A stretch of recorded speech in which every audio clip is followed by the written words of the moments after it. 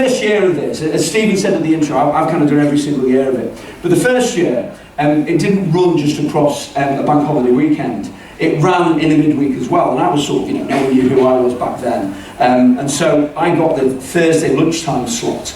And there's no way around, it's not busy. These festivals work of a weekend, of a bank holiday weekend, that's the best time for them.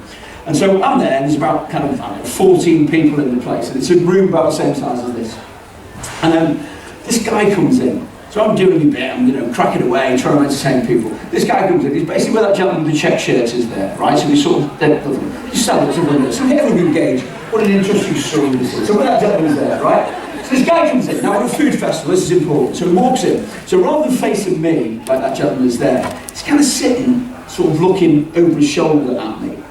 And he comes in, and he gets out a flask of coffee, right? We're at a food festival now, you know how many stores or how many places you can buy coffee here. He's bought his own flask of coffee with him. So he opens up the flask of coffee, pulls out the coffee, then he gets out the sandwiches. So he's got his little sandwiches right before, at a food festival, unwraps the sandwiches, eats the sandwiches, meanwhile I'm there, cracking away, trying to entertain people, 14 of them, and he's looking over his shoulder, and then he eats his sandwiches, drinks his coffee, puts the top up on his flask, rolls up the foil, drops it on the floor, gets up and walks out.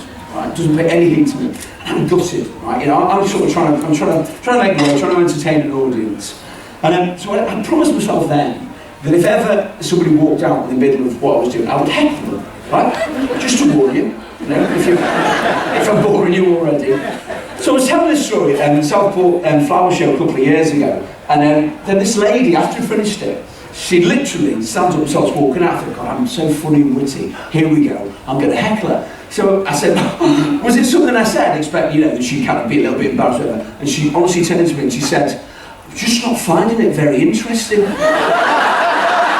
So if you do decide to go, you know what you're required. Right, so we made our pickles, put those in, we made that nice and crispy, delicious. So